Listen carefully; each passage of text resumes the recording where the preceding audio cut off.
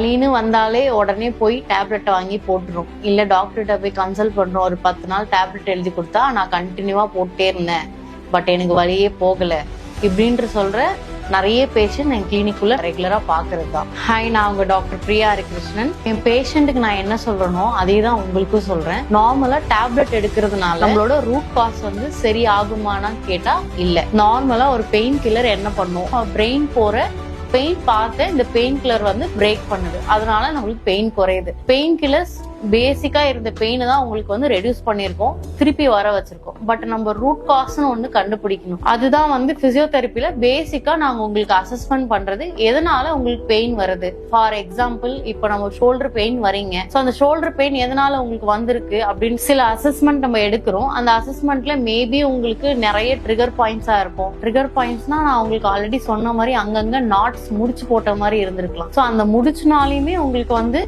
அதிகமா பெயின் இருந்துட்டே இருக்கும்.